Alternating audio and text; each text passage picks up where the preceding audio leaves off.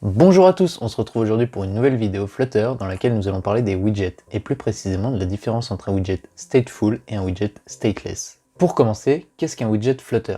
Les widgets servent à créer l'interface utilisateur. Ce sont des petits bouts de code réutilisables qui vont décrire ce à quoi va ressembler l'UI de votre application. Mais les widgets ne sont pas seulement des éléments d'interface utilisateur, ce sont bien plus que des éléments structurels, comme des boutons, du texte, une liste ou une image. Ils peuvent aider à afficher quelque chose, ou aider à la mise en page, ou définir le design, ou encore gérer l'interaction utilisateur, etc., etc. Des éléments comme padding, margin, column ou bien center sont donc aussi des widgets. On pourrait donc considérer les widgets comme des schémas ou des plans qui vont être utilisés par Flutter pour construire ce que l'utilisateur aura sous les yeux. Les widgets possèdent un état. Dans certains cas, cet état est dit statique et donc il ne change pas au fil du temps. Mais dans d'autres, il est dynamique. Et dans ce cas-là, dès que l'état d'un widget change, Flutter restitue la nouvelle interface graphique avec les modifications. Flutter a la capacité de le faire de manière efficace sans que cela soit trop gourmand en ressources.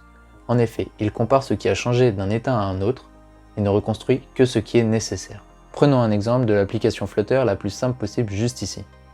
Dans notre cas, la méthode runApp prend comme argument un widget qui est ici center avec pour enfant un widget texte. Comme prévu, une application aussi simple affiche un texte Hello World au centre de l'écran de notre application.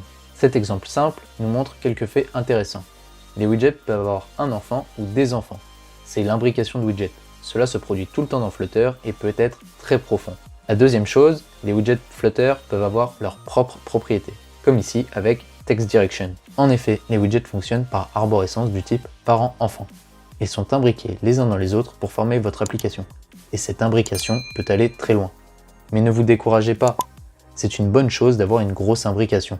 C'est cette arborescence entière des widgets qui forme une mise en page que vous verrez par la suite à l'écran. Parlons maintenant plus précisément des états des widgets, à savoir ce qui nous intéresse dans cette vidéo, la comparaison entre un widget stateful et un widget stateless. Un widget stateless ne peut pas changer son état pendant l'exécution de l'application, ce qui signifie qu'il ne peut pas se reconstruire pendant que l'application est en cours d'exécution. Ces widgets sans état sont dits immuables. Comprenons cet extrait de code. Le nom du widget stateless est HomeScreen, à l'intérieur duquel nous devons override la méthode build. La méthode build prend le build context comme argument et renvoie un widget. C'est ici que vous pouvez concevoir l'interface utilisateur de la page HomeScreen. La fonction build du stateless widget est appelée une seule fois. Pour reconstruire le stateless widget, vous devrez créer une nouvelle instance de ce dernier.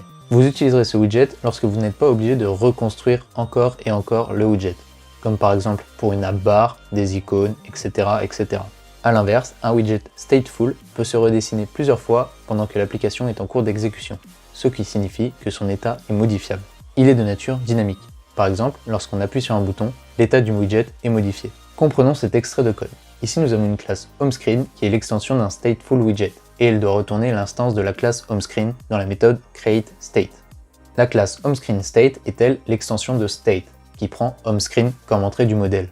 Maintenant, ce HomeScreenState override la fonction build et renvoie un widget. C'est ici que vous pourrez ajouter l'interface utilisateur de l'application, qui est stateful et donc pourra être modifiée plusieurs fois à l'aide de la méthode setState. Par exemple, lorsqu'on appuie sur un bouton, on voudrait qu'un texte change.